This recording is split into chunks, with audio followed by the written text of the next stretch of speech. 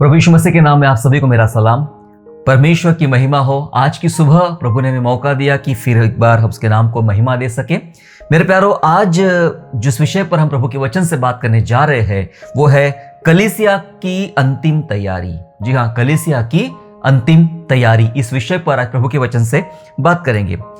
थोड़ा इमेजिन कीजिए कि मान के चलिए कि आप कहीं घूमने गए, आप हिमाचल प्रदेश या कश्मीर या दूसरे कहीं देश आप घूमने के लिए चले गए, और आप घूमने गए और 2 दिन की कड़ी यात्रा के बाद आप जब वहाँ पहुँचते हो और आप बड़े सुकून की मतलब आराम का आपको लगता है कि वाह कितना अच्छा मौसम है, कितना अच्छा समय है, और अपना सूटकेस खोलते हो अपने ज़रूरी सामान के लिए, और आपको तब अचानक याद आता है कि आप अपना ज़रूरी सामान भूल गए हो घर में। जो आपके लिए बहुत ज़रूरी चीज़ें थी, ज़रूरी सामान था, और वो आप अपने घर में भूल गए हो, और उस सामान भूलने की वजह से आपको बहुत सारी तकलीफों का और बहुत सारी परेशानियों का आपको सामना करना पड़ सकता है या करना पड़ रहा है। फिर जब हम जहाँ गए हैं, जहाँ घूमने के इरादे से गए हैं, वो घूमने का जो मज़ा होता है, जो आनंद होता है, वो सब किरकिरा हो जाता है, क्योंकि हमारी बहुत ज़रूरी चीज़ें शायद वो आसपास कहीं मिलना भी नहीं है, कहीं मिलेगी भी नहीं, और हम उन बातों को अपने घर में भूल आए हैं, और उस कारण काफ़ी तकलीफें आपके साथ हो सकती है। मेरे प्यारो, ये ऐसा ही है मसीही जीवन ऐसा ही है, और हमें भी कहीं जाना है। कहाँ जाना है? हमें स्वर्ग राज्य में जाना है। यीशु मसीह ने हमारे लिए जो वादा किया है उस स्वर्ग राज्य में हमें जाना है। और कलीसिया जो ये समय एक अंतिम समय में है, और अंतिम समय में ज़रूरी तैयारी हमें करना बहुत ज़रूरी है। जब हम घूमने गए तो हमसे क्या गलती हुई? हमसे गलती ये हुई कि हमने जाने से पहले बेहतर तैयारी नहीं किया। हमने एक एक बात को सोचकर नहीं रखा कि मुझे दवाइयाँ लगेगी, मुझे पहनने के लिए इस प्रकार के कपड़े लगेंगे या ब्लैंकेट लगेगा, जो भी लगेगा आप जो सोचते हैं। जी हाँ, सो आपने उन सब बातों की बेहतर तैयारी अंतिम क्षण में नहीं किया, इसलिए वहां जाने के बाद पछतावा हुआ, और बहुत सारी जो मजा था छुट्टियों का या घूमने का, वो सारा किरकिरा हो गया है। जब कलीसिया अंतिम दौर में है और हमें इस स्वर्ग राज्य में जाना है, जहां परमेश्वर हमारे लिए एक सुंदर जगह रखा है, और वहां जाने से पहले कुछ जरूरी तैयारियां हमें करना जरूरी है। मेरे प्यारो, यदि उन तैयारियों पर हम विशेष ध्यान ना दें तो ऐसा होगा कि शायद आगे फिर और अलग अलग मुसीबतों का और परेशानी का सामना हमारे स्पिरिचुअल लाइफ में, आत्मिक जीवन में हो सकता है। इसलिए आज का विषय यही है, कलीसिया की अंतिम तैयारी। जी हाँ, मेरे साथ एक वचन निकाल लेंगे, लूका रचित सुसमाचार अध्याय 21, gospel of Luke chapter 21 and verse 34 to 36, 34 से लेके 36 तक मैं आपके लिए पढ़ना चाहता हूं। जहाँ इस प्रकार लिखा है, सुनिएगा। इसलिए सावधान रहो, ऐसा न हो कि तुम्हारे मन खुमार और मतवालेपन और इस जीवन की चिंताओं से सुस्त हो जाए, और वह दिन तुम पर फंदे की नाई अचानक आ पड़े, क्योंकि वह सारी पृथ्वी के सब रहने वालों पर इसी प्रकार आ पड़ेगा। इसलिए जागते रहो और हर समय प्रार्थना करते रहो कि तुम इन सब आने वाली घटनाओं से बचने और मनुष्य के पुत्र के सामने खड़े होने के योग्य बनो। हालेलुया। प्रभु का वचन कह रहा है, वचन की शुरुआत हमने क्या लिखा है? सावधान रहो। जी हाँ, कलीसिया के लिए संदेश है इन दिनों का, अंतिम दिनों का, सावधान रहो। हमें बहुत सारी बातों से सावधान रहने की जरूरत है, और सावधानी के लिए वचन में कुछ बातें बता रहा। ऐसा ना हो कि तुम्हारे मन खुमार और मतवालेपन और इस जीवन की चिंताओं से सुस्त हो जाए। जी हाँ, सुस्त हो जाए। बहुत सारे जीवनों में, बहुत सारे लोगों के जीवनों में ये चिंता, वो चिंता, जीवन की चिंता, घर की चिंता, परिवार की चिंता, भविष्य की चिंता, इन तमाम चिंताओं ने इतने सुस्त बना दिया है कि सावधानियां हमारे जीवन से हट गई है। जो सावधानियां हमें मसीह जीवन को लेकर रखना चाहिए, वो सावधानियां हट गई है। और इसलिए लिखा कि अचानक वो दिन तुम पर फंदे की नाई आ पड़ेगा। जी हाँ, वो दिन तो आना है, यीशु मसीह का दिन आना है, लेकिन वो दिन हमारे लिए आशीष का दिन होना चाहिए, ना कि फंदे का दिन। जी हाँ, यीशु मसीह आएगा तो एक सुख का समय होगा, आनंद का समय होगा, हम सब बादलों पर उठा लिए जाएंगे। लेकिन लिखा है ऐसा, जो लोग सुस्त हो जाएंगे जीवन की चिंताओं में, उनके लिए वो दिन अचानक फंदे के समान आ पड़ेगा। फंदा जो होता है ना, वो चिड़िया पकड़ने के लिए या किसी पशु को पकड़ने के लिए लोग फंदा लगाते हैं, और उन्हें पता ही नहीं लगता है कि मेरे लिए कोई फंदा लगा के रखा गया है और मैं उसमें फंस जाऊंगा। कि अचानक फंस जाएंगे, फंदा हो जाएगा यदि जो लोग जीवन की चिंताओं में सुस्त हो जाएंगे और अपने आप को तैयार नहीं रखेंगे, क्योंकि लिखा है वो सारी पृथ्वी पर रहने वालों पर इसी प्रकार आ पड़ेगा। इसका मतलब ये दिन, ये फंदा जो आने वाला है पृथ्वी पर सब पर आने वाला है, लेकिन कलीसिया के लिए नहीं। कलीसिया के लिए तो आशीष का समय होगा ये, लेकिन जो सतर्क नहीं है, जो जागृत नहीं है, जो प्रभु के साथ नहीं चल रहे, उनके लिए फंदे के समान ये दिन रहेगा। इसलिए वचन अभी चेतावनी दे रहा है, सुन लीजिएगा। लिखा है आगे 36 वचन में, इसलिए जागते रहो। क्या कलीसिया सो रही है? क्या चर्च सो रहा है? क्या आप सो रहे हैं मेरे प्यारो? क्यों परमेश्वर के वचन में बार बार नया नियम में स्पेशली ये संदेश आता है, जागते रहो, जागते रहो। क्या कलीसिया सो रही है? जी हां, कहीं ना कहीं कलीसिया, मैं और आप कहीं ना कहीं सो रहे हैं। इस कारण परमेश्वर का वचन जागने के लिए बोलता है, जागते रहो और हर समय प्रार्थना करते रहो कि तुम इन सब आने वाली घटनाओं से बचने, ये अंडरलाइन करने लायक है ये शब्द, घटनाओं से बचने, नंबर 1। दूसरा लिखा है, और मनुष्य के पुत्र के सामने खड़े होने के योग्य बनो। दो मुख्य बातें बताई जा रही यहां पर, वो ये है कि आने वाली घटनाएं हम सब जानते, मसीह लोग हर दिन अखबारों में पढ़ रहे हैं, हर दिन आप टीवी पर या सोशल मीडिया पर आप देख रहे हैं कि कैसी कैसी घटनाएं दुनिया में हो रही है, और इन घटनाओं से बचना है कलीसिया को।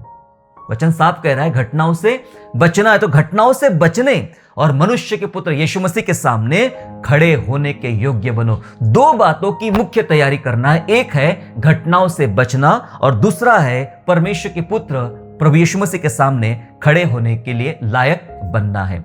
लायक बनना है मेरे प्यारो। जो लायक नहीं होगा वो स्वर्ग राज में उठाया नहीं जाएगा। इसलिए हम सबको लायक बनना है और उन घटनाओं से बचना है। दरअसल आने वाली घटनाओं से बचना, या फिर हम कह सकते हैं दूसरे शब्दों में सतर्क रहना। जी हां, आने वाली घटनाओं से बचना या फिर सतर्क रहना। कौन सी घटना, क्या घटनाएं होती है, क्या घटनाएं होने वाली है, बाइबल क्या बताती है, और उन घटनाओं से बाइबल बता रही है कि तुम्हें बचने की जरूरत है और तुम्हें इस बात के लिए जागना है और तुम्हें बचना है। मेरे प्यारो, अगर हम बचेंगे नहीं, अगर हम सतर्क नहीं रहेंगे, जैसे मैंने बताया कि जो फंदा डाला जाता है किसी पशु को पकड़ने के लिए, उस पशु को पता ही नहीं रहता है कि मेरे लिए कोई फंदा बिछाया गया है, जाल बिछाया गया है, और जिसमें मैं अचानक फंस जाऊंगा, और फंस जाऊंगा तो निकलना मेरे लिए मुश्किल हो जाएगा। मेरे प्यारो, कलीसिया को लगातार जागते रहना है, प्रार्थना करना है और बचना है इस फंदे से। ये जो समय आने वाला है बड़ा कठिन, बड़ा मुश्किल समय आ रहा है, आ चुका है, उसकी शुरुआत हो चुकी है। उसमें बच के खड़े रहना, बच के रहना, ये कठिन सा जान पड़ रहा है आज हर एक विश्वासियों को मेरे प्यारो। इसलिए वचन कहता है कि मनुष्य के पुत्र के सामने खड़े होने के लायक बनो और आने वाली घटनाओं से बचने के लिए तैयारी करना है। दूसरा थिस्सलुनीकियों निकालेंगे हम लोग, 2 थिस्सलुनियंस चैप्टर 2, दूसरा थिस्सलुनीकियों दूसरा अध्याय एंड वर्स 6 to 10, 6 से लेके 10 तक मैं आपके लिए पढ़ना चाहता हूं। जहां ऐसा लिखा है, ध्यान से सुनिएगा। और अब तुम उस वस्तु को जानते हो जो उसे रोक रही है कि वह अपने ही समय में प्रकट हो, क्योंकि अधर्म का भेद अब भी कार्य करता है।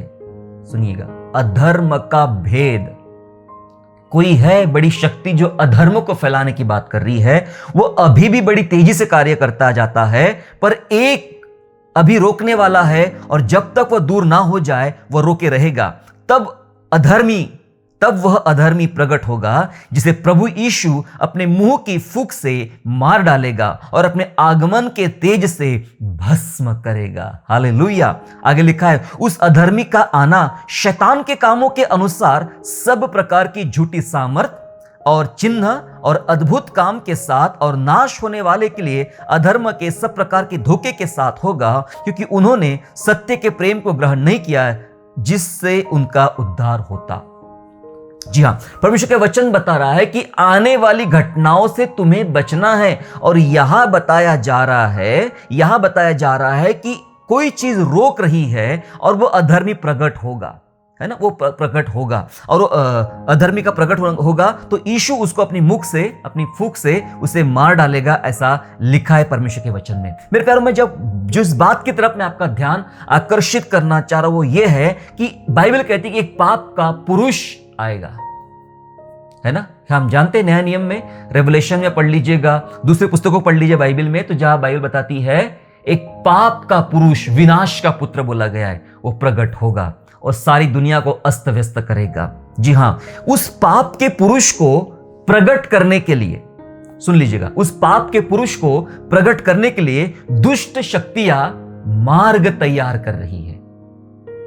समझ लीजिए इस बात को, यह इतना आसान नहीं होता है। शैतान की चालाकियां, शैतान के काम और शैतान के काम करने के तरीके बहुत अलग है। हमें उन बातों को जानना चाहिए। बाइबल कहती है कि हमें उसकी किसी युक्तियों से अनजान नहीं रहना चाहिए। शैतान कभी ऐसा नहीं करेगा कि आपको एक रिवॉल्वर लेगा और बंदूक से गोली मार देगा और खत्म कर देगा। ऐसा कभी भी नहीं करेगा। वो उस व्यक्ति को मारने के लिए बहुत लंबा समय लेता, कई महीने ले सकता है, कई साल ले सकता है, कई युग ले सकता है। उसकी प्लानिंग बहुत लंबी होती है। बहुत लंबे समय से वो योजना बनाते रहता है। धीरे धीरे स्लो पॉइजन जिसे कहते हैं, धीरे धीरे स्लो पॉइजन दे देकर वो अपना काम पूरा करता है। अब उस विनाश का पुत्र या पाप का पुत्र जिसको बोला जाता है, पाप के पुरुष को जो प्रकट होने वाला है, उसको प्रकट होने के लिए शैतान जो है या दुष्ट शक्तियां जो है उसके लिए धीरे धीरे धीरे धीरे मार्ग तैयार कर रही है, रास्ता तैयार कर रही है। वो एकदम से नहीं, लेकिन धीरे धीरे रास्ता तैयार कर रही है। मनुष्य के मन को, यहां इस संसार के वातावरण को, परिस्थिति को, सरकार को, चीजों को, बातों को, दुनिया के क्लाइमेट्स को धीरे धीरे करके कंट्रोल किया जा रहा है, ताकि अपने नियंत्रण में किया जा रहा है उसके, ताकि उस विनाश का पुत्र, जिसको पाप का पुत्र भी बोला जाता है, उस विनाश के पुत्र को, या फिर ये कह सकते हैं उस पाप के पुरुष को प्रकट करने के लिए ये सारी दुष्ट शक्तियां काम कर रही है, तैयारियां कर रही है। इस पर हम आगे बात करेंगे। और पता है, ये जो प्रक्रिया है, ये प्रोसेस जो है, ये बहुत ही घातक प्रोसेस है। कलीसिया को इस बात की जानकारी होना चाहिए कि दुष्ट शक्तियां जो प्रोसेस चला रही है, जो प्रक्रिया चला रही है शैतान को या फिर पाप के पुरुष को प्रकट करने के लिए, इसका जो प्रोसेस है ये बहुत घातक है। जो किया जा रहा है वो बहुत घातक है। जिन कुछ बातों पर हम बात करेंगे आगे, जैसे पद 9 में हमने अभी पढ़ा, पद 9 में ऐसा लिखा है, 3 बातें बताई पद 9 में, है ना, 3 बातें बताई है। उस अधर्मी का आना शैतान के कार्य के अनुसार है। कैसा है लिखा है, सुनो, देखिए, लिखा है झूठी सामर्थ, सब प्रकार की झूठी सामर्थ। नंबर 1, कैसा काम है उसके वाले? सामर्थ तो है, शक्ति का नाम तो है, बहुत ताकत है, पर सब प्रकार की झूठी सामर्थ। फिर आगे लिखा है चिन्ह, साइन, बड़े चिन्ह चमत्कार हो सकते हैं, झूठे भी हो सकते हैं, नकली भी हो सकते हैं, फेक भी हो सकते हैं, और वे आपको गुमराह करने वाले भी हो सकते हैं, चिन्ह। और आगे लिखा है अद्भुत काम, एकदम समझ से बाहर ऐसे काम। ये 3 काम हो गए जो शैतान के या फिर उस पाप के पुरुष के लिए किए जाएंगे, और ये वो प्रोसेस होगी उसकी। ये प्रोसेस है, ये प्रक्रिया है, ये घातक प्रक्रिया जिसमें झूठी सामर्थ दिखाई जाती है, जिसमें झूठे चिन्ह दिखाए जाते हैं, जिसमें झूठे अद्भुत काम किए जाते हैं। ये एक रास्ता, धीरे धीरे एक रास्ता उस पाप के पुरुष को लाने के लिए एक रास्ता तैयार किया जा रहा है, मार्ग तैयार किया जा रहा है। सब लोग सतर्क है, सब लोग जागरूक है। इस दुनिया के लोग, जो लोग जानते हैं कि दुनिया में आज क्या हो रहा है, किस प्रकार की परिस्थितियां चल रही है, वो सब लोग जानते हैं। मेरे प्यारो, ये जानना ठीक है, लेकिन इस जानकारी के पीछे का जो मूल स्रोत है उसको समझना हमारे लिए जरूरी है। वो शैतान की दुष्ट आत्मा या दुष्ट शक्तियां कर रही है, क्योंकि उनको अपने पाप के पुरुष को प्रकट करना है। क्या क्या हो रहा है, कुछ मैं महत्वपूर्ण बातों पर आपका ध्यान मैं आकर्षित करना चाहता हूं, जिन बातों के लिए कलीसिया को बचना और सतर्क रहने के बारे में बोला जा रहा है। क्योंकि हमने पढ़ा, इन दुष्ट घटनाओं से, जो घटनाएं होने वाली, इस घटनाओं से बचना है और परमेश्वर के पुत्र के सामने खड़े होना है। ये 2 मुख्य काम है, ये 2 मुख्य तैयारियां है कलीसिया के लिए, अंतिम दिनों के लिए। क्या क्या हो रहा है दुनिया में अभी? दुनिया में अभी हमने देखा इन दिनों कि 2 साल से ज्यादा समय चला गया है, एक पैंडेमिक से हम लोग गुजर रहे हैं, है ना, एक महामारी से गुजर रहे हैं। और एकमात्र हमारा देश नहीं, पूरी दुनिया, पूरा देश, पूरी दुनिया इस महामारी से गुजर रही है। लेकिन क्या आप जानते हैं, इस महामारी के नाम पर खुद को महान करने वाले भी बहुत लोग हैं। वो चाहते हैं कि हम इस महामारी का फायदा उठाएं और खुद को महान करें।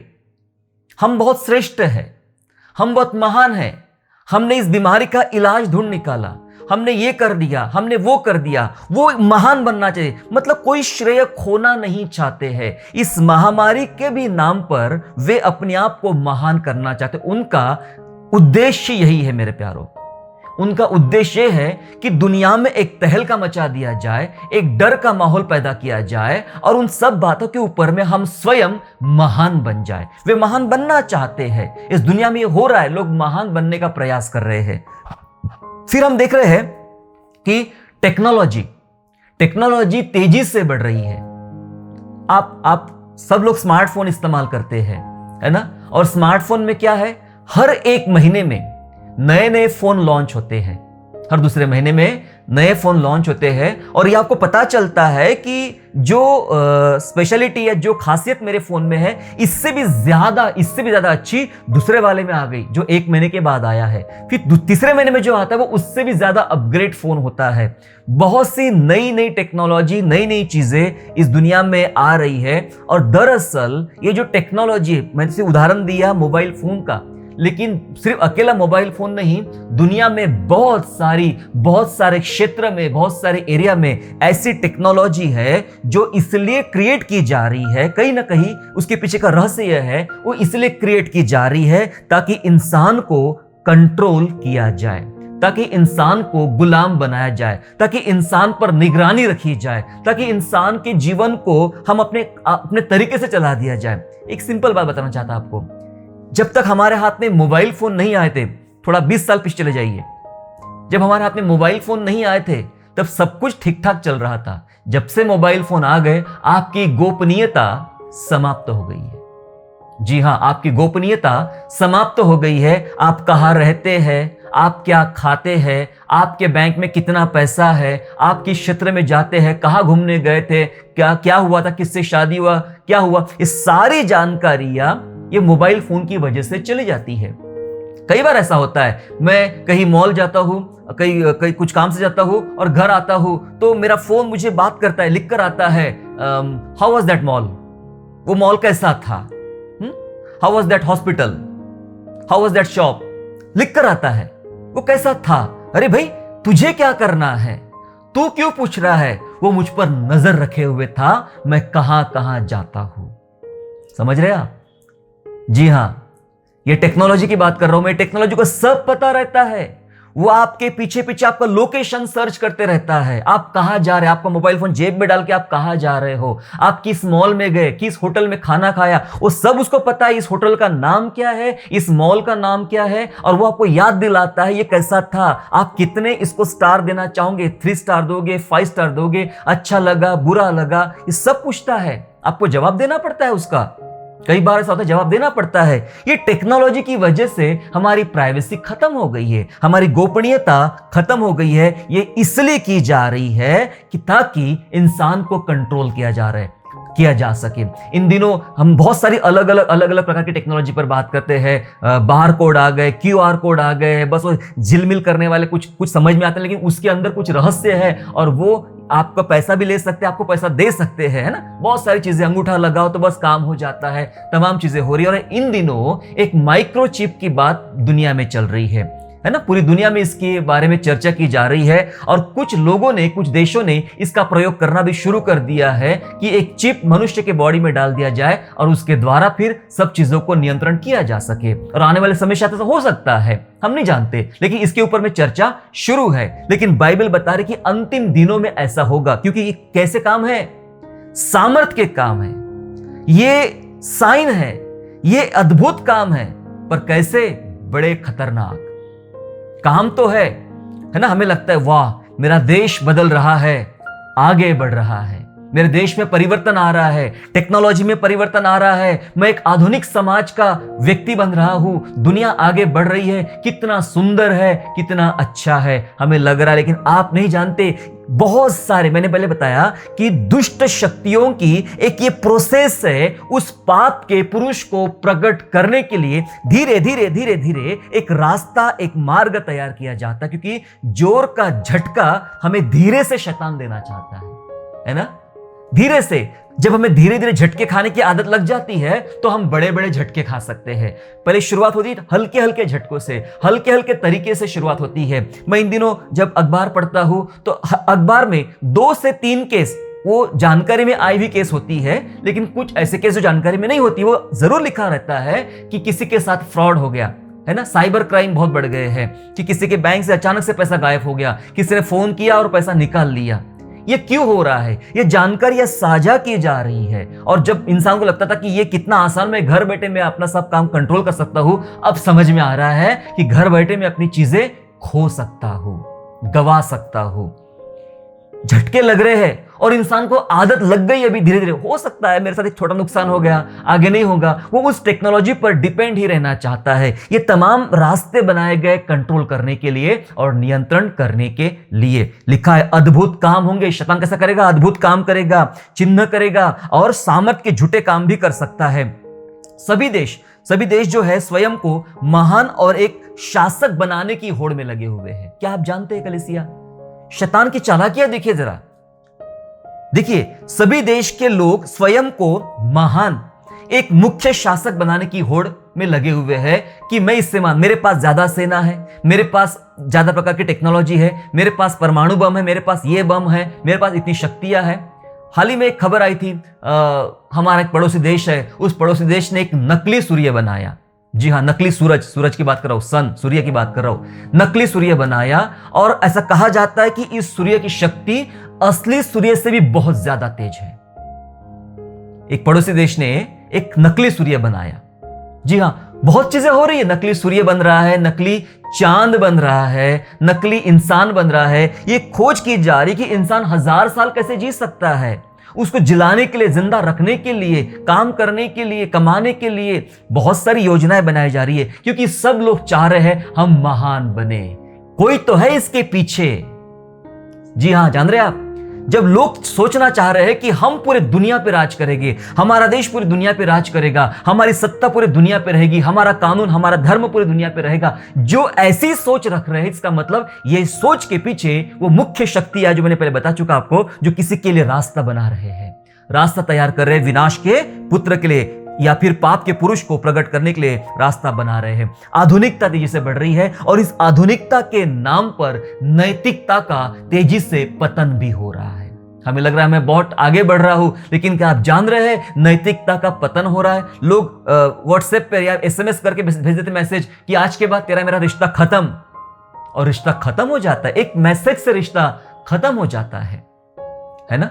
आधुनिकता देखिए, नैतिकता का पतन हो गया है। लोग रिश्ते भूल गए, परिवार में विभाजन आ गए हैं, चीजों में, रिश्तों में, संबंधों में, कामों में विभाजन आ गए। नैतिकता का पतन तेजी से गिर रहा है। लोग अपनी ब्याज दर कैसे बढ़ रहे हैं उस पर बात करते, हमारे फाइनेंस का ग्रोथ कैसे हो रहा, देश का ग्रोथ, इस पर ध्यान रखते, लेकिन किसी का ध्यान है कि इस देश की नैतिकता का पतन कितने तेजी से गिर रहा है। एक तरफ आधुनिकता बढ़ रही है और दूसरी तरफ नैतिकता गिर रही है। ये जो चीजें बताया मैंने आपको, ये आउटलाइन थी। तमाम दुनिया में छोटी छोटी जो चीजें हो रही है उन सब बातों की आउटलाइन थी। ये इसलिए है क्योंकि किसी के लिए रास्ता तैयार किया जा रहा है, एक विनाश के पुत्र को लाया जा रहा है। मेरे प्यारो, क्या कलीसिया तैयार है? बाइबल कहती है आने वाली घटनाओं से बचना है। यदि आपको इसकी जानकारियां ना हो, यदि आपको इसके बारे में जानकारी या फिर पता ना हो, तो आप बचेंगे कैसे? आपको कैसे पता चलेगा कि कौन सी बात मेरे आत्मिक जीवन में नुकसान कर सकती है और मुझे परमेश्वर के पुत्र के सामने खड़े होने से भी रोक सकती है? इसलिए मेरे प्यारो, ये इन दिनों कुछ तैयारी को हमें करने की आवश्यकता है। सिर्फ इतना नहीं, विश्वासियों पर एक बड़ा खतरा मंडला रहा है। बाइबल बात करती है विश्वासियों पर एक बड़ा खतरा मंडला रहा है। कौन सा खतरा? देखिए मेरे साथ निकालेंगे, मत्ती रचित सुसमाचार अध्याय 24 और वचन 24। Matthew, gospel of Matthew chapter 24 and verse 24, जहाँ इस प्रकार लिखा है, सुनिए, क्योंकि झूठे मसीह और झूठे भविष्यवक्ता उठ खड़े होंगे और बड़े चिन्ह और अद्भुत काम दिखाएंगे, यदि हो सके तो चुने हुओं को भी भरमा दे।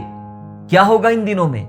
क्या हो सकता है इन दिनों में कि झूठे मसीह, झूठे भविष्यवक्ता उठ खड़े होंगे? मतलब ऐसे लोग खड़े होंगे जो अपने आप को तारणहार बताएंगे, मसीहा बताएंगे, सब कुछ मैं हूं तो सब कुछ है, ऐसी बातें करने वाले लोग आएंगे। झूठे भविष्यवक्ता, झूठी बातें गढ़ने वाले लोग आएंगे और लिखा है बड़े चिन्ह दिखाएंगे। क्या आप अद्भुत रूप से प्रभावित हो जाते हैं जो दुनिया में हो रहा है? हो, ऐसा हो गया, इस देश में यह हुआ, उस देश में ऐसा हुआ, ये देश में ऐसा हुआ, तमाम बातें अद्भुत हो रही है, बड़े चिन्ह। देखिए, कई बार हमारी नजर चर्च के बाहर नहीं जाती है, हम चर्च में ही घुसे रहते हैं या फिर चर्च के चार दीवारी में ही हम सीमित रहते हैं। हमें लगता है बड़े चिन्ह हो रहे हैं, चंगे हो रहे बीमार, भविष्यवाणी हो रही है, एक लंगड़ा था चलने लग गया है, अंधा था देखने लग गया है, वो आदमी गूंगा था बोलने लग गया है, अच्छी बात है। पर ये चिन्ह तो है, पर क्या आप जानते हो इससे भी बड़े चिन्ह हो रहे बाहर में, संसार में इससे ही बड़े चिन्ह हो रहे हैं। जैसे कई बार शैतान इन चिन्हों का सपोर्ट लेगा, वैसा उन बाहरी चिन्हों का भी सपोर्ट लेगा। ये बड़े बड़े चिन्ह, बड़े बड़े काम जो हो रहे दुनिया में, लिखा है बड़े चिन्ह हो गए, अद्भुत काम दिखाएंगे।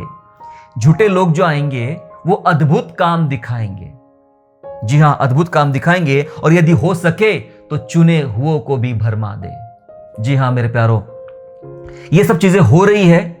शायद इन सब चीजों से अन्य जातियों को और संसार के लोगों को कोई फर्क नहीं पड़ता है, उनके लिए अच्छा है, उनके लिए चलता है।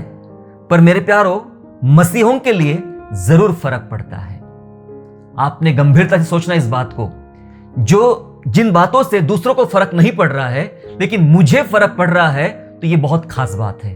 आपको और मुझे मसीह होने के कारण फर्क पड़ रहा है। जी हां, फर्क पड़ रहा है। जो हमारे विरोधी है या जो हमसे खुश नहीं है, जो हमारे विश्वास से खुश नहीं है, वो इन सब बातों का सहारा लेना चाहते हैं, ताकि इन सारी बातों का सहारा लेकर वो आपको नीचा दिखा सके, आपको गलत साबित कर सके। इसलिए वो बड़े चिन्ह, बड़े अद्भुत काम कोशिश करते, शत्रु लोग कोशिश करते कि हमारा ईश्वर तुम्हारे ईश्वर से महान है, हमारी बातें तुम्हारी बातों से महान है, तो हमारी किताबें तुम्हारी किताबों से महान है, हमारा विश्वास तुम्हारे विश्वास से महान है। कई बार लोग ऐसा तुलना करने का प्रयास करते हैं मेरे प्यारों, लेकिन वचन लिखता है झूठे चिन्ह होंगे, अद्भुत काम दिखाएंगे। और देखो खतरा कौन सा है, मैंने बताया, खतरा यह है कि यदि हो सके तो चुने हुओं को भी भरमा दे। बहुत बड़ा खतरा है। जी हां, विश्वासियों के लिए खतरा है। चुने हुए लोगों को भी भरमाया जा सकता है, भरमाने में वे जा सकते हैं और गए हैं। बहुत सारे लोग जिनको परमेश्वर चुना है, वे भरमाने में चले गए, भ्रमित हो गए हैं, अपने जीवन में तमाम बातों से भ्रमित हो गए हैं। किन किन बातों का खतरा चल रहा है मेरे प्यारो? खतरा चल रहा है विश्वासी के ऊपर में झूठी शिक्षाओं का खतरा। तेजी से बढ़ने वाली अगर कोई है तो इन दिनों है झूठी शिक्षाएं, गलत शिक्षाएं जो बाइबल से उठाई जाती है और तोड़ मरोड़ के उसको पेश किया जाता है। झूठी शिक्षाओं का तेजी से खतरा विश्वासियों पर मंडरा रहा है। एक खतरा और है, ईश्वर बदलने का खतरा। एक खतरा और है, ईश्वर बदलने का खतरा। जिस परमेश्वर की आप आराधना करने जा रहे हो, कर रहे हो, इतने समय से उस पर विश्वास कर रहे हो, अचानक से आपका भरोसा हट सकता है और आप किसी और वस्तु को ईश्वर बना सकते हो। लास्ट संडे हमने संदेश को सुना था राजा सुलेमान को लेकर। राजा सुलेमान वो था जिसने वेदी बनाया, मंदिर बनाया, प्रभु की आराधना करता था। उसे पता ही नहीं चला कि कब मैं प्रभु परमेश्वर की आराधना करते करते अशेरा की आराधना करना शुरू कर दिया, बाल देवताओं की आराधना शुरू कर दिया, अन्य दूसरी मूर्तियों की जो उसकी पत्नियों ने लाया था उसकी आराधना करना उसने शुरू कर दिया। उसे पता ही नहीं चला। एक बड़ा खतरा होता है ईश्वर बदलने का, और आपको पता लगता है कि मैं कब का ईश्वर बदल चुका हूं।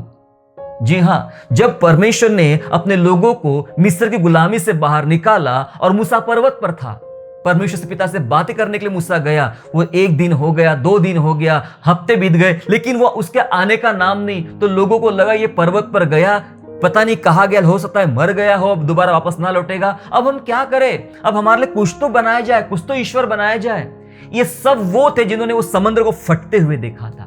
वे सब वो थे जिन्होंने मन्ना खाया था।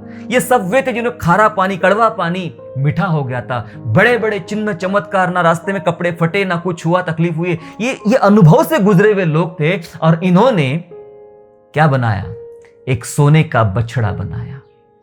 ईश्वर बदल दिया और उसको वो नाम दिया। कहने लगे ये वही यहोवा ईश्वर है जिसने हमको मिस्र से छुड़ाया है। वो तो पर्वत पर मूसा से बात कर रहा है। इन्होंने एक बछड़ा बनाया सोने का और उसकी उपासना करना शुरू कर दिया और व्यभिचार करना और बुरे काम करना उन लोगों ने शुरू कर दिया। जो खतरा उनके साथ हुआ, आज के आधुनिक संसार के युग के विश्वासियों के साथ भी ऐसा ही खतरा मंडला रहा है। कहीं ना कहीं ईश्वर बदलने की बात हो रही है। आप का ईश्वर बदला जा सकता है। खतरा मंडला रहा है और आपको पता लगता है, आप बोला ये भी यीशु है, ये भी परमेश्वर है, ये ऐसा करना भी एक आराधना है। आपको लगेगा, आपको गिल्टी फील नहीं होगी उस बात की। आपको लगा ये भी एक परमेश्वर की आराधना ही होता है। बड़ा खतरा है मेरे प्यारो, सावधान हो जाइए। फिर अधर्मी बनने का खतरा है।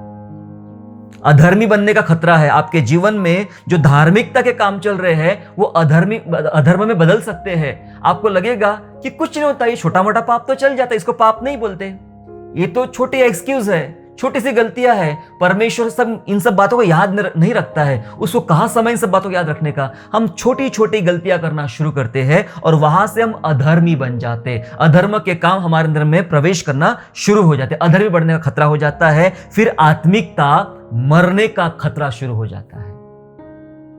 अच्छे अच्छे दुआ करने वाले शराब पी रहे हैं, अच्छे अच्छे आराधना करने वाले व्यभिचार में फंसे हुए हैं, अच्छे अच्छे काम करने वाले बड़े बड़े बुरे कामों में फंस चुके हैं। जी हां, आत्मिकता मरने का खतरा है। लिखा है बाइबल में, हो सके तो चुने हुए भी भरमा जाएंगे।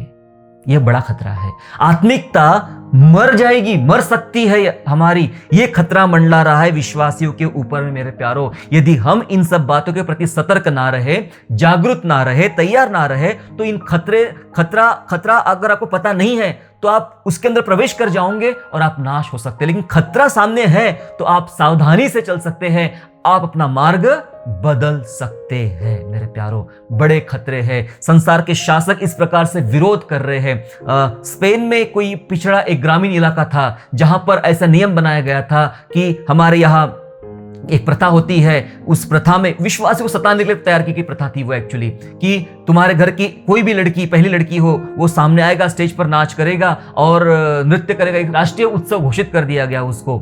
और छोटे छोटे कपड़े, नहीं के बराबर कपड़े पहनना, मोतियों के कपड़े पहनना है और वो पहन के डांस करना है। विश्वासी अपने बेटियों को कैसे वहां भेजे। राजा ने कानून लगाया कि यदि वहां पर वो लोग नहीं आएंगे, नाच नहीं करेंगे, पारंपरिक नृत्य नहीं करेंगे, तो ये देश का अपमान कहा जाएगा और ऐसे व्यक्ति को, राजा को एक गाय भर के देना पड़ेगा, मतलब एक गाय खरीद के देना पड़ेगा। एक आम गरीब आदमी को उस समय वहां पर एक गाय खरीदना मान के चलो कोई बड़ी सी कार खरीदने जैसा है, बहुत बड़ी आलीशान कार खरीदने जैसा है। संभव नहीं था उसके लिए। कैसे जीते थे वो लोग, कैसे जिए, अपना प्राण जोखिम पे लगा दिया उन लोगों ने मेरे प्यारो। ये खतरे से बचे वो लोग। आज कई बार कई खतरे हमारा पीछा कर रहे हैं, हमारे ऊपर अत्याचार कर रहे हैं और हमारी आत्मिकता कई बार मरने के कगार पर आ पहुंचती है और हमें पता नहीं चलता है। बहुत बड़ा खतरा। हमें लगता है मैं मसीह हूं, मेरा बपतिस्मा हो गया है, मैं फलाने चर्च का मेंबर हूं, मुझ पर कोई खतरा नहीं। सावधान भाई साहब, बहन जी, हो सकता है आप पर ही सबसे बड़ा खतरा है।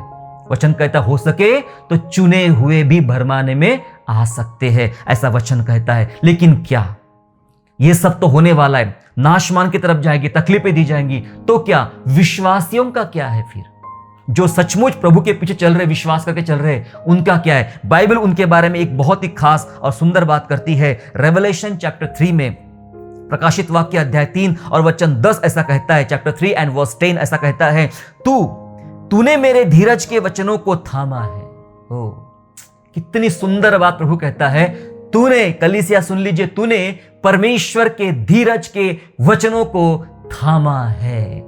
थामा है, इसलिए मैं भी तुझे परीक्षा के उस समय, किस समय? शायद वो समय आज का हो सकता है। परीक्षा के उस समय बचा रखूंगा जो पृथ्वी पर रहने वालों के परखने के लिए सारे संसार पर आने वाला है। एक भयंकर परीक्षा पूरे संसार पर आने वाली है, पृथ्वी के लोगों को परखने के लिए। लेकिन ऐसे कठिन समय में, ऐसे परीक्षा के समय में मैं तुझे, क्या लिखा है? बचाए रखूंगा। तुझे बचाए रखूंगा। किसे? जिसने परमेश्वर के वचन को थामा है। जी हां, वचन को थामे रहने वाले बचाए जाएंगे। Praise the Lord. आपने वचन को थामा है? कलीसिया, क्या आपने वचन को थामा है? वचन कहां रहता है आपके पास? आपकी अलमारी में, आपकी बैग में, आपकी सूटकेस में, या आपके दिल में? भजनकार कहता है, मैंने तेरे कलाम को अपने हृदय में रख छोड़ा है कि तेरे खिलाफ कोई गुनाह ना करूं, तेरे विरुद्ध कोई पाप ना करूं। तेरा वचन मैंने अपने हृदय में रख छोड़ा है। वचन को थामे रहने का मतलब होता है वचन दिल में रखना, वचन को पकड़े रहना, वचन की सच्ची शिक्षाओं को पकड़े रहना, वचन के पीछे चलना, वचन का अनुसरण करना, वचन पर मनन करना और वचन के अनुसार जीना, उसे कहते वचन थामे रहना। जितने लोगों ने वचनों को थामा है, बाइबल का वादा है, जितनी भी परीक्षा संसार में आएगी उन सब से मैं तुम्हें बचाए रखूंगा। इसलिए मेरे प्यारों, आज जरूरत है कलीसिया को वचन को थामे रहने की, और उसी बात के लिए लोगों के पास समय नहीं है। सब बात के लिए समय, 3 घंटा मूवी देख सकते हैं आप, जी हां, 18 घंटों की यात्रा कर सकते हैं आप, 4 घंटा मॉल में घूम सकते हैं आप, कुछ भी कर सकते हैं आप, लेकिन बाइबल पढ़ने के लिए आधा घंटा आपके पास नहीं है, दुआ करने के लिए आधा घंटा आपके पास नहीं है, परमेश्वर के साथ संगति करने के लिए आधा घंटा आपके पास में नहीं है। तो क्या होगा उस समय जब परीक्षा पूरे दुनिया पे आएंगी? कहीं कहीं ऐसा तो नहीं यीशु का दिन फंदा बन जाएगा हमारे लिए? लिखा है वचन में, हमने अभी पढ़ा, कई फंदे समान ना पड़े तेरे लिए, तुझे पता ही ना चलेगा। इसलिए परमेश्वर के पुत्र के सामने खड़े होने के और इन घटनाओं से, जो घटनाएं हो रही है, इससे बचने के योग्य हमें तैयार होने की आज आवश्यकता है। ये जो परीक्षाएं आ रही है, ये संसार में चीजें जो हो रही है, दरअसल ये हमें शुद्ध कर रही है, खराब से, बुरे से भले को अलग कर रही है। चेक किया जाता है, चेक किया जाएगा। दानियल की पुस्तक में ऐसा लिखा गया है, डैनियल चैप्टर 12 एंड वर्स 10 में, 12 अध्याय और उसके 10वें पद में ऐसा लिखा है, बहुत लोग तो अपने अपने को निर्मल और उजले करेंगे। हालांकि ये वचन महाक्लेश के समय के लिए लिखा गया है, जो 3.5 साल का महाक्लेश रहेगा, उस समय के लिए बोला गया है, लेकिन हर समय इसको लागू कर सकते हैं। बहुत लोग तो अपने अपने को निर्मल और उजले करेंगे और स्वच्छ हो जाएंगे, स्वच्छ हो जाएंगे, परंतु दुष्ट लोग दुष्टता ही करते रहेंगे, और दुष्टों में से कोई ये बातें ना समझेगा, परंतु जो बुद्धिमान है वही समझेंगे। अगर इसके पहले पढ़ लिया जाए तो आपको समझ में आएगा कि पवित्र प्रजा की शक्ति टूटते टूटते समाप्त हो जाएंगी। इतना कठिन दौर रहेगा। पवित्र प्रजा की शक्तियां, सहन शक्तियां टूट जाएगी, खत्म हो सकती है। ऐसे हालातों में यह परखा जाएगा कि कौन सही है, कौन गलत है। जो धर्मी लोग रहेंगे, जिन्होंने वचनों को थामा है, उनके पास ये बराबर जानकारी रहेगी कि अब मैं कैसे अपने आप को शुद्ध कर सकता हूं, निर्मल कर सकता हूं। ये जो परीक्षा आपके जीवन पे आ रही है, ये समस्या दुनिया में हो रही है, चीजें हो रही है, दरअसल ये आपको शुद्ध कर रही है। जी हां, जब अंधकार आता है तभी उज्याले का महत्व समझ में आता है। तो ये आपको शुद्ध कर रही, आपको अलग कर रही है। आप जानिए, ये सब तमाम चीजें आपको अलग कर रही है। और क्या करना है? अंतिम तैयारी। जी हां, मैं आपको आखिरी बात बता के समाप्त करना चाहता हूं कि बाट जो होना मतलब इंतजार करना मसीह का, बाट जोना ही कलीसिया की अंतिम तैयारी है। मैंने कहा, हम कहीं घूमने गए और जरूरी सामान ही भूल गए। हमें स्वर्ग जाना है। कलीसिया बस अपना सूटकेस भरना शुरू कर दीजिए। आत्मा का सूटकेस की बात कर रहा हूं। अपना बैग पैक करना शुरू कर दीजिए, क्योंकि बाट जोहना, अब तैयारी करना है। बाट जोहना ही कलीसिया की अंतिम तैयारी है। आप अपना सूटकेस लिया, अपना बैग लिया, रेलवे प्लेटफॉर्म पर आप खड़े हो और आप बस देख रहे हो कि कहीं से ट्रेन आ रही क्या, कहीं से ट्रेन का हॉर्न की आवाज आ रही क्या। आप बाट जो रहे हो, बस कुछ ही पल में ट्रेन आएगी, उससे बैठ के हम अपने गंतव्य स्थान की तरफ पहुंच जाएंगे। मेरे प्यारों, टाइटस की पुस्तक निकालेंगे, पत्री निकालेंगे, 2 अध्याय 11 से 13 पढ़ के मैं आपको समाप्त करना चाहता हूं। 2 अध्याय तीतुस का और 11 से 13 पढ़ेंगे, जहां ऐसा लिखा गया है, क्योंकि परमेश्वर का वह अनुग्रह प्रकट है जो सब मनुष्यों के उद्धार का कारण है। सुनिए, अनुग्रह प्रकट है, सबके उद्धार कारण है, और हमें चिताता है। कौन? परमेश्वर का अनुग्रह। और हमें चिताता है कि हम अभक्ति और सांसारिक अभिलाषाओं से मन फेर कर इस युग में समय, संयम और धर्म और भक्ति से जीवन बिताए। ठीक है?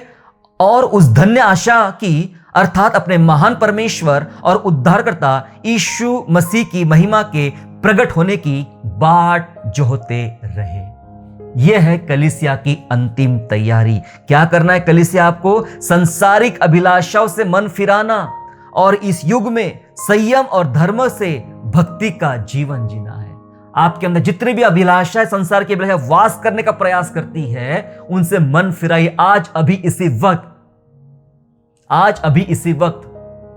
जी हाँ, मन फिराइए और धर्म के साथ, संयमता के साथ, भक्ति के साथ जीवन बिताइए। लिखा है वचन में, उस धन्य आशा के लिए और अपने यीशु मसीह की, परमेश्वर उद्धारकर्ता यीशु मसीह की महिमा का, उद्धार की, प्रकट होने की बाट जो होते रहे। कलीसिया तैयार हो जाए इंतजार करने के लिए, बाट जो होने के लिए। अपना सूटकेस प्रॉपर तैयार कर लीजिए, अपना बैग प्रॉपर बैग पैक कर लीजिए, यीशु आने वाला है। अंतिम तैयारी कर लीजिए। दुनिया में जो हो रहा है उस पर अपनी नजरें गड़ाए रखिए, ध्यान रखिए, कहीं ये सब चीजें उस विनाश के पुत्र, पाप के पुरुष को प्रकट करने के लिए तो नहीं हो रही है। हम कई बार भावुक होकर उसमें फंस जाते हैं, नहीं हमें भी करना है, सबने किया हमें भी करना है, सबने लिया मुझे भी लेना है, सब जा रहे हैं मुझे भी जाना है। सावधान, जो सबके लिए वो आपके लिए नहीं है। आप स्पेशल है, आप अलग है, परमेश्वर ने आपको अलग चुन रखा है। प्रभु के वचन पे ध्यान दे और अंतिम तैयारी की शुरुआत कर ले। अगर जिसने अभी तक अपना बैग प्रॉपर रूप से तैयार नहीं किया है, सूटकेस अभी भी आपका तैयार नहीं है, मैं आपके लिए चेतावनी देना चाहता हूं, सही रूप से अपना सूटकेस तैयार कर लीजिए। या आत्मिक सूटकेस की बात कर रहा हूं, तैयार कर लीजिए मेरे प्यारो। अगर आप तैयार करने में असक्षम है, आपको जमाना नहीं आता है, तो दुआ करें, प्रभु से मदद मांगे, है ना, कि मैं इसे कैसे जमाऊं। कई बार जब हमें बाहर जाना होता है तो ये मेरी जिम्मेदारी मेरे घर में कि सूटकेस पैक मैं करूंगा। मुझे पता है सूटकेस में सामान किस प्रकार से कहां पैक होगा ताकि कम जगह में ज्यादा सामान इकट्ठा हो सकता है। तो मेरा परिवार कई बार बोलता है कि आप सूटकेस पैक करो। हमारे आत्मिक जीवन में कौन पैक करेगा हमारे सूटकेस? हमें तो नहीं आ रहा, हमारा आधा सामान सूटकेस के बाहर रह जा रहा है, हम कैसे उसे उसमें अंदर डाले? प्रभु यीशु की आत्मा की, पवित्र आत्मा की मदद ले, वो आत्मिक बातों से आपको भर देगा। बाइबल कहती है सतर्क रहे, सावधान रहे, जो कुछ तेरे पास से थामे रहे, मैं शीघ्र आ रहा हूं और वो मुकुट दूंगा, जो जय पाएगा उस व्यक्ति को मुकुट दूंगा। क्या कलीसिया तैयार है? आइए प्रभु से मदद मांगे और अपनी अंतिम तैयारी में हम जुट जाए। आइए मेरे प्यारों, हम प्रार्थना करें। स्वर्गीय पिता, यीशु मसीह के नाम से आपका हम धन्यवाद करते कि आप हमारे अच्छे परमेश्वर है। अंतिम दिन, अंतिम समय बहुत कठिन आ रहा है यीशु राजा, बहुत खराब समय आ रहा है पिता परमेश्वर, और यह समय शुरुआत हो चुका है पिता परमेश्वर। आपसे विनती करते यीशु राजा कि परमेश्वर का पुत्र आने वाला है, उस प्रभु के पुत्र के सामने खड़े होने के लायक हमें बनना यीशु राजा, और इन जो घटनाएं संसार में हो रही है इनसे बचने की हमें तैयारियां करना यीशु राजा। प्रभु हमारी आत्मिक समझ खुलना, आत्मिक ज्ञान खुलना, हमें याद दिला मुझे क्या करना चाहिए, क्या नहीं करना चाहिए, कैसे इन घटनाओं से मैं बच सकता हूँ, कैसे अपने आप को सुरक्षित कर सकता हूँ, कैसे मैं प्रभु की आवाज सुन सकता हूँ। प्रभु इन सब बातों के लिए हमें अनुग्रह दे। बहुत सारे खतरे विश्वासियों के जीवन पर मंडला रहे पिता, जो हमने मत्ती 24 में पढ़े पिता परमेश्वर। प्रभु अनुग्रह मांगते, इन खतरों से बचने के लिए हमारी आप विशेष मदद और विशेष सहायता कीजिए यीशु राजा। आपसे विनती करते आपका पवित्र वचन हम आज थामे रहे, आपके वचन को अपने हृदय में रखे, दिल में रखे, ग्रहण करे, पकड़े रहे, थामे रहे यीशु राजा, क्योंकि प्रभु यीशु ने हमें वादा किया है जो वचन को थामे रहेगा उससे मैं उस परीक्षा के समय जो पृथ्वी पर आने वाली है, मैं उस समय उसको बचाए रखूंगा। यस प्रभु, मुझे कोई नहीं बचाएगा, मुझे तेरा वचन बचाएगा। ये संसार के कानून कायदे मुझे नहीं बचाएंगे, संसार की दवाइयां मुझे नहीं बचाएगी, संसार की बातें मुझे नहीं बचाएगी, मेरा परमेश्वर मुझे बचाएगा, क्योंकि मैंने उसके वचन को थामे रखा हूं। प्रभु हमारी अगुवाई कर तेरे वचन को आज थामे रखने के लिए और उसके अनुसार जीवन जीने के लिए हमारी अनुग्रह, हम पर अनुग्रह और सहायता कर यीशु राजा, और आपकी बाट जो होने के लिए ये कलीसिया की अंतिम तैयारी है, हमें आप तैयार कीजिए पिता परमेश्वर। हमसे कुछ बन नहीं पड़ता, आप दया कीजिए, आप सहायता कीजिए पिता राजा। हम जानते हैं यीशु आएगा और हम सब बादलों पर उठा लिए जाएंगे यीशु राजा, और वो दिन हमारे लिए सबसे उत्तम दिन, सबसे आशीषित दिन होगा यीशु राजा। हम जानते उसी दिन का हम पूरी कलीसिया इंतजार कर रही है। हम धन्यवाद स्तुति करते हैं, धन्यवाद के साथ ये प्रार्थना उद्धारकर्ता प्रभु यीशु मसीह के नाम से मांगते हैं, आमीन।